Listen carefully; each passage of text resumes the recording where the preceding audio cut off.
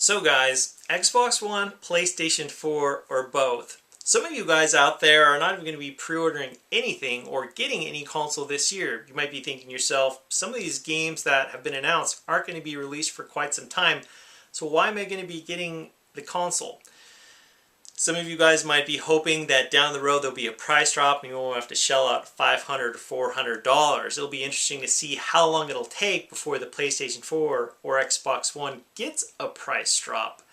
I do have to hand it to Sony and Microsoft, though, for willing to bring something new to the table. Of course, they already have their established franchises like the Killzone and the Infamous series and the Halo series and the Forza series. They've got games in development for these consoles. But they also have, Sony and Microsoft have games in development for new IPs. And I have to hand it to them because oftentimes a new franchise or a new IP gets developed and it's a huge risk. A lot of money, a lot of time gets put into this franchise. Oftentimes this game or this potential, this really highly anticipated game that a lot of people have been just hoping for flops, fails miserably, and which is just is too bad, but it's part of the business. I have to hand it to Microsoft and Sony right now. Both of them are really doing an excellent job to making sure that they're bringing us gamers something new to look forward to and not just something the status quo. There are games and there are sequels that I am looking forward to, but at the same time I do want something new to look forward to, because that's, you can't have sequels forever. This summer I was looking at the movies that are coming out, all these different sequels or all these maybe reboots, and it's like, man, Hollywood really is out of ideas. And I'm, sometimes gaming or the gaming industry is like that. And I'm really hoping that it doesn't become more like Hollywood. Otherwise, there's going to be a lot of gamers that are just going to stop being gamers.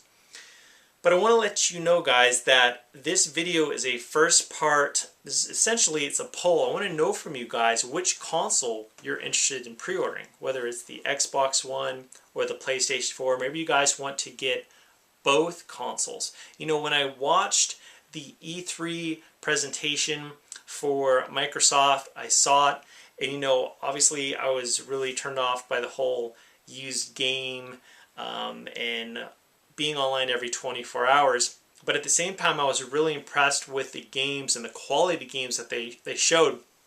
I went right down to my local GameStop and I pre-ordered it. I did.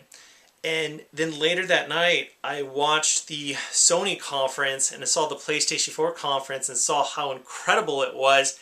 And I was like, for crying out loud, man, both consoles are going to be unbelievable. I know a lot of you guys might have preference, whether it's the PlayStation 4 or the Xbox One.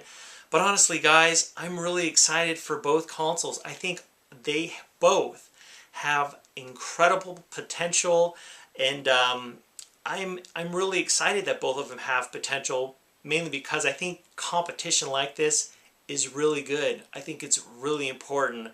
I think one of the main reasons why the Xbox 360 and PlayStation 3, why both those consoles did so well, or at least why I thought, in my opinion, why they just did such an incredible job with their libraries, is because they were striving to bring the gamer something better that the other side didn't have. But this is just my opinion.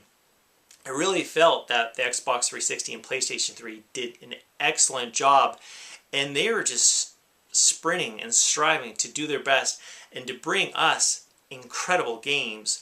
And if I really feel it's important that in the gaming industry that Microsoft or Sony doesn't do too well or doesn't destroy the competition. I know a lot of you guys might be loyal to either Microsoft or Sony, but I think, in my opinion, it's important that one or the other doesn't do too good, if you know what I mean.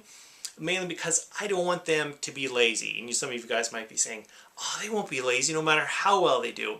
Well, that's not always the case. Sometimes an organization does extremely well and the competition is way off, way in second place.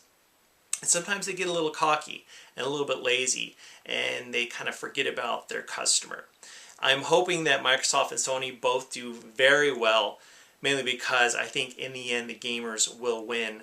There's a lot of great games I'm looking forward to for both consoles, and I really can't wait for the end of this year and for 2014. Let me know, guys, what games for the Xbox One or PlayStation 4 you're most looking forward to, and if there's games for each console that are really bringing it home for you or making you want to get out there and pre-order that console. As always, guys, thank you so much for watching. Again, I will be including a follow-up video to this, talking about some of the comments that you guys leave, because I think it's just a really cool topic to talk about. I want to know your guys' input for the upcoming consoles for Sony and Microsoft, and I definitely be uploading that follow-up video in the near future. I'll talk to you guys later, and again, thanks for watching.